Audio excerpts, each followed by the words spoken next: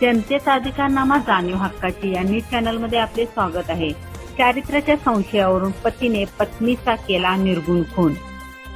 इचलकरंजी येथील स्वामीमळा परिसरात चारित्र्याच्या संशयावरून झालेल्या वादात पतीने झोपलेल्या पत्नीचा कोयत्याने चेहऱ्यावर, गळ्यावर व मानेवर वर्मी घाव घालत निर्गुणपणे खून केल्याची घटना शुक्रवारी उघडकीस आली। सौ मनीषा दिलीप धावोत्रे, वय वर्ष 40, राहणार स्वामीमळा असे मृत महिलेचे नाव आहे। तर पती दिलीप मनोहर धावोत्रे, वय वर्ष 45, हा खुनाच्या घटनेनंतर स्वतःहून शिवाजीनगर पोलीस ठाण्यात हजर झाला असून त्याला पोलिसांनी अटक केली आहे।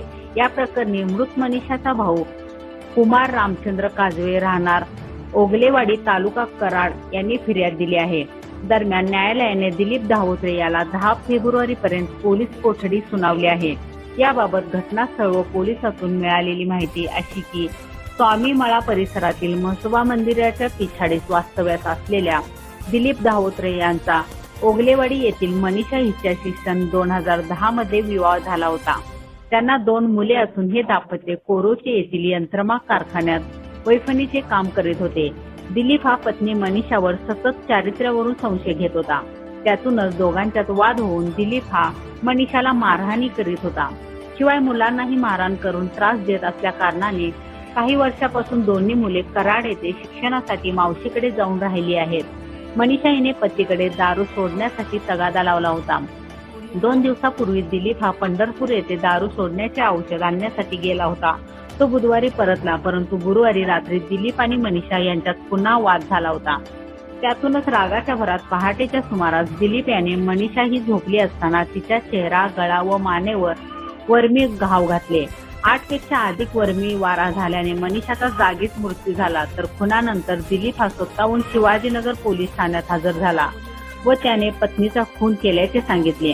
त्यामुळे पोलीसही हडबडून गेले। घटनेची माहिती मिळाल्यानंतर पोलीस उपाधीक्षक समीर सिंह साळवे, शिवाजीनगर पोलीस ठाण्याचे निरीक्षक सचिन पाटील यांच्यासह पथकाने धाव घेतली। पंचनामा करून मृतदेह विच्छेदनासाठी इंदिरा गांधी सामान्य रुग्णालयात पाठवला। शवविच्छेदनानंतर मृतदेह नातेवाईकांच्या ताब्यात देण्यात आला। घटनेची माहिती मिळाल्यानंतर भागातील नागरिकांनी मोठी गर्दी केली होती। संशयित दिलीप धावोत्रे याला न्यायालयात हजर केले असता सरकारी पक्षातर्फे ॲडव्होकेट सूर्यकांत मिर्जे यांनी मांडलेल्या युक्तिवादानंतर न्यायालयाने 4 दिवसाची पोलीस कोठडी